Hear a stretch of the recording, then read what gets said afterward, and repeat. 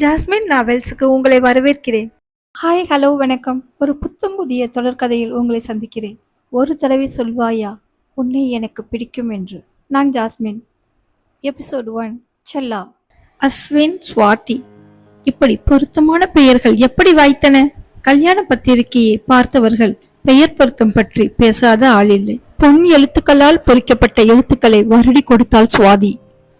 கல்யாண பொண்ணுக்கு ஏற்படும் அத்தனை வெட்கமும் நாணமும் பூரிப்பும் அவள் முகத்தில் பூத்திருந்தது. தோற்ற பொருத்தமும் இருப்பதாகத்தான் எல்லோரும் சொல்கிறார்கள். மற்றவர்கள் சொல்வானேன்? அஸ்வினுடைய போட்டோவை கொண்டிருந்து அப்பா காட்டிய போது சுவாதியின் மனமும் அலைப்பாய தொடங்கிவிட்டது என்பதுதான் உண்மை. அவளது ஆழ்மனதில் அவனை எப்போது எப்போது பார்ப்போம் என்ற பரபரப்பு. நீயும் ஒரு முறை பார்த்து விடுச்செல்லா என்று அப்பா ஒரு நாள் அழைத்து போய் காட்டினார். ஐமேக்ஸில் நண்பர்களுடன் பேசி சிரித்தபடி திரும்பிய அஸ்வினின் தோற்றம். சுவாதி அவனை பார்த்த கணம் அவள் மூச்சே நின்றுவிட்டது. இவனுக்கு நான் தகுந்தவள் தானா? அவள் நெஞ்சத்தில் கேள்விகள் மலை போல் எழும்பியது. பீனிக்ஸ் மாலில் தொடர்ந்து அவளால் ஷாப்பிங் செய்ய முடியவில்லை. யாரும் கவனிக்கவில்லை என்று உறுதி செய்து கொண்டு அங்கிருந்த கண்ணாடியின் முன் நின்று தன்னையே அளவெடுத்து கொண்டாள். சந்தேகத்திற்கு இப்படியும் அப்படியுமாக திரும்பி தன்னை ஒரு முறை பார்த்து கொண்டாள். ஒருவாறு அவள் மனம் திருப்தி கொண்டது. அவளும் அழகாகத்தான் இருக்கிறாள். அவன் அருகே நின்றாலும் பொருத்தமாகத்தான் இருக்கும் என்று தோன்றியது. ஆனாலும் அவளுக்கு உள்ளுக்குள் பயம் மட்டும் தணிந்தபாடில்லை. எதுவானாலும் முதலில் பயம்தான் அவளுக்கு. அந்த பயத்தின் உந்துதலில் அப்பாவிடம் ரகசியமாக சொன்னாள். அப்பா, எதற்கும் அவருக்கு பிரியமா இல்ல, சம்மதம் தானான்னு கேட்டு விடுங்களேன். வழி இல்லையே செல்லா. ஆபீஸ் ஒர்க் விஷயமா மாப்பிள்ள நார்த் இந்தியா டூர் போயிருக்காராம். கல்யாணத்துக்கு முதல் நாள் தான் வருவாராம். இல்லப்பா, பெரியவங்க தான் ஒரு முறை வந்து பார்த்துட்டு போனாங்க. பிறகு அவர்களும் நம்ம வீட்டுக்கு வரல. ஆனா நீங்க கல்யாண வேலையெல்லாம் ஆரம்பிச்சிட்டீங்க. அவர் என்ன ஒரு முறை பார்த்து விட்டால். சுவாதியிடம் இருந்து வார்த்தைகள் தயக்கத்துடன் வெளிவந்தது. ஆவுடையப்பன் மகளின் தலையில் கை வைத்து சிரித்து விட்டார். செல்லா செல்லா, நான் உனக்கு மாப்பிள்ளைய காட்டின மாதிரி அவங்களும் உன்னை எங்கேயாவது காட்டியிருப்பாங்கம்மா. அதை கேட்ட சுவாதியின் முகம் சுருண்டு விட்டது. மகளின் முகம் மாறுவதை உணர்ந்தவர், உன்னை பார்க்காமல் அவர்கள் கல்யாண பத்திரிகை அச்சிடும் வரை போவார்களா என்ன? மனசை போட்டு குழப்பிக்காத என்ன. நீ போய் கல்யாணத்துக்கு ரெடியாகு. உனக்கு வேண்டியதை ஒரு லிஸ்ட் போடு. நாளைக்கு மறுநாள் தங்கச்சிகளை கூட்டிக்கிட்டு ஷாப்பிங்க்கு போயிட்டு வா. சந்தோஷமா இருச்சல்லா. தந்தையின் சொல் கேட்டு குறுநகை புரிந்தாள். அதில் ஈரமில்லை, வறண்டே இருந்தது. தந்தையின் காலை கட்டிக்கொண்டு பேசியிருந்த அவள் கலக்கமான மனநிலையுடன் எழுந்து உள்ளே போனாள். மகளின் தொய்ந்த நடையை கண்டவர், செல்லா, மாப்பிள்ளைக்கு முழு புரியந்தான்னு சம்மந்தி அடிச்சு சொல்றார். கொஞ்சம் உரத்த குரலில் சொன்னவர், என் செல்லாவை பார்த்த பிறகு ஒருவருக்கு பிடிக்காமல் போகுமா என்ன? பெருமை பொங்க சொன்னார். 4 பிள்ளைகளை பெற்றெடுத்த ஆவுடையப்பனுக்கு 2வது மகள் என்றால் கொள்ளை பிரியம். மூத்தவன் கார்த்திக். அவனுக்கு 2 வயது இளையவள் சுவாதி. சுவாதி நட்சத்திரத்தில் பிறந்ததாலேயோ என்னவோ ஆவுடையப்பனின் தாயார் விசாலாட்சி வைத்த பெயர் அது. சுவாதி பிறந்த போது கடுமையான நோயால் பாதிக்கப்பட்டார் மீனாட்சி. குடும்பத்தையும் மூத்தவன் கார்த்திகையும் விசாலாட்சி பார்த்து கொண்டதால் சுவாதியை கவனிக்கும் பொறுப்பை ஆவுடையப்பன் எடுத்துக்கொண்டார். தந்தையின் அரவணைப்பில் வளர ஆரம்பித்த சுவாதி தாய் மீனாட்சி குணமான பிறகும் தந்தையிடமே ஒட்டி கொண்டாள். அவரோட கையணைவு இல்லாமல் அவளுக்கு தூக்கமும் வராது. மகளை தன் நெஞ்சத்தில் போட்டு வளர்த்தார். அவளும் அவரை சார்ந்தே வளர்ந்தாள். எதுவானாலும் அவளுக்கு அப்பாதான். அந்த வீட்டில் அப்பா செல்லம் அவள். சுவாதிக்கு அடுத்து 2 பெண் பிள்ளைகள். மீனாட்சிக்கு இவர்களை வளர்த்தெடுக்கவே நேரம் சரியாக இருந்தது. கல்லூரி முடித்த கையோடு மகளுக்கு வரன் தேடணும் என்று மீனாட்சி ஆரம்பிக்கும் முன்பே ஆவுடையப்பன் மாப்பிள்ளையோடு வந்து நின்று விட்டார். சுவாதிக்கு உலகமே இருண்டது போல் தோன்றியது. அப்பாவின் பேச்சுக்கு மறுவார்த்தை பேசி பழக்கப்படாததால் தாயிடம் போய் நின்றாள். மீனாட்சி பதில் சொல்வதற்கு முன் முந்திக் கொண்டு உரலில் வெற்றிலை பாக்கை இடித்துக் கொண்டிருந்த விசாலாட்சி மறுமொழிந்தார். ஏல சுவாதி, உனக்கு அடுத்து 2 பொட்ட பிள்ளைங்க இருக்காங்கன்னு நினப்பு இருந்துச்சுன்னா உன் அம்மா கிட்ட இப்படி வந்து நிப்பியா? அந்த ரெட்டைகளை கட்டி கொடுத்துட்டு என் பேரன் கார்த்திக்கு கல்யாணம் கட்டுறதுக்குள்ள அவன் மண்ட மயிரெல்லாம் கொட்டிடும்.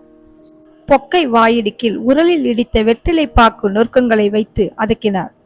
அதென்னது, உன் பேரன்? எங்களை பார்த்தா உன் பேத்தியா தெரியலையா? இரட்டையர்களின் ஒருத்தியான தூரிகா பாட்டியிடம் வம்பு பிடித்தபடி வரிந்து கட்டி கொண்டு வந்து நின்றாள்.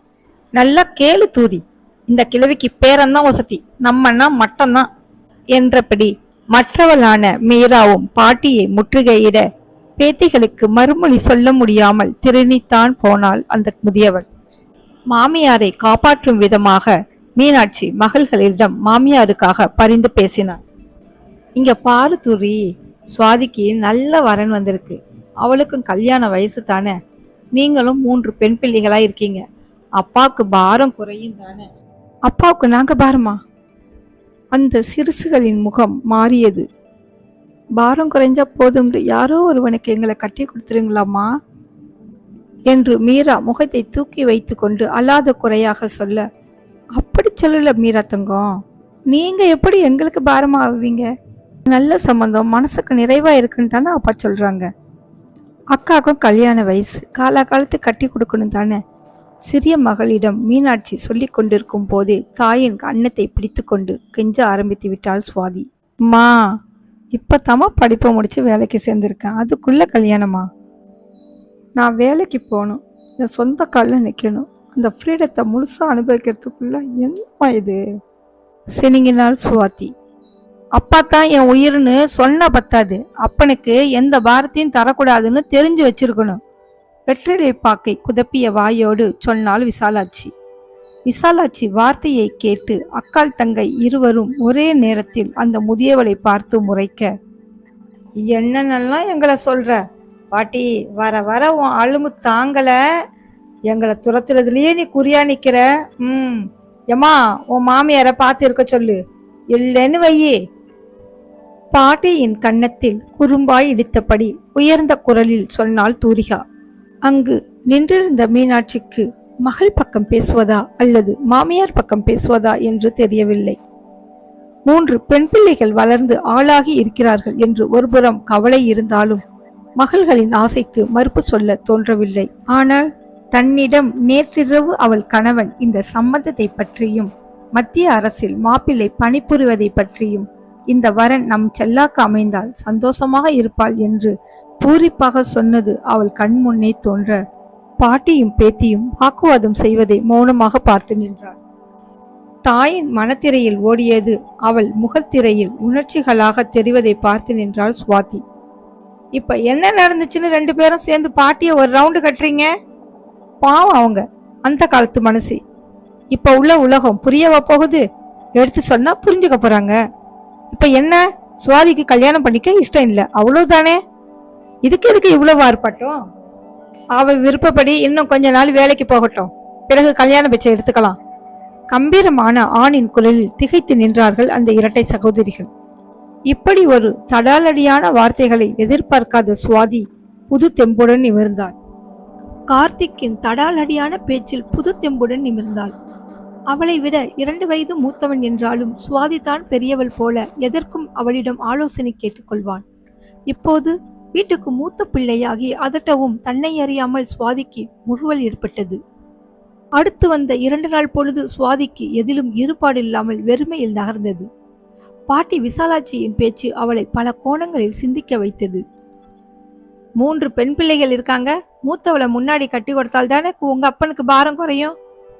நீயும் உன் தங்கச்சிங்க பேச்சுக்கு தலையாற்ற. பேரனை தலைமையில் அழைத்து கவலைப்படிந்த குரலில் பாட்டி புலம்பியது சுவாதியின் செவிகளுக்கு விழத்தான் செய்தது.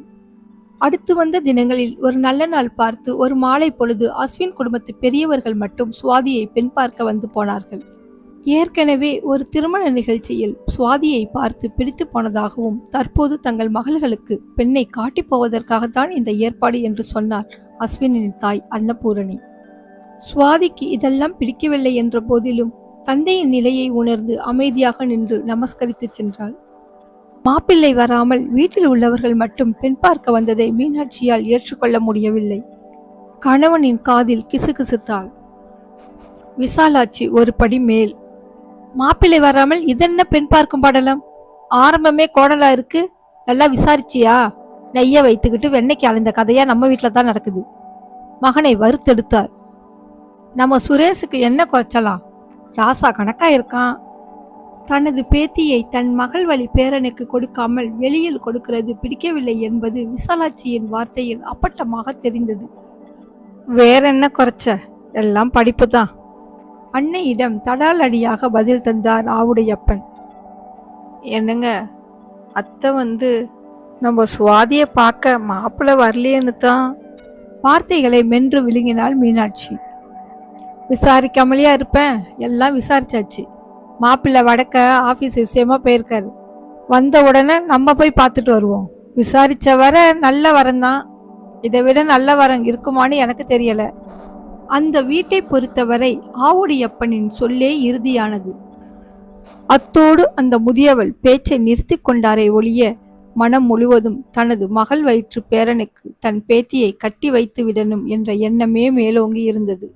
திருமணம் என்றால் ஜாதகப்படி 10 பொருத்தங்கள் பார்ப்பார்களாமே. 3 பொருத்தங்கள் பொருந்தி வந்தாலே செய்யலாம்னு சொல்லுவாங்க. 7 இருந்தா அதிசயம். சுவாதிக்கும் மாப்பிள்ளை பையனுக்கும் 9 பொருத்தங்கள் பொருந்தி வருதுன்னு சம்மந்தி குதிக்கிறார். மாப்பிள்ளை மட்டும் ஊர்ல இருந்திருந்தால் நாளையே திருமணம் என்று சொல்லியிருப்பார். ஆனால் 2 வாரம் கழித்து தான் மாப்பிள்ளை வருகிறார். அதுவும் நல்லதுக்கு தான். மற்ற ஏற்பாடுகள் நாமும் செய்யணும்ல. அம்மாவிடம் அப்பா சொல்லி கொண்டிருந்த அந்த ஏற்பாடுகளை எண்ணி பார்க்கையில் சுவாதியின் முகம் கருத்தது. மகளுக்காக கட்டி வந்த சீட்டை எடுக்க அவகாசம் இல்லை. இங்கே அங்கே என்று கடன் வாங்கி அம்மாவின் நகைகளை உருமாற்றி தனது திருமணத்திற்காக பெற்றோர்கள் படும் பாட்டை பார்க்கும்போது சுவாதிக்கு ஆத்திரமாக வந்தது. மற்ற நாடுகளில் இப்படியா செய்கிறார்கள்?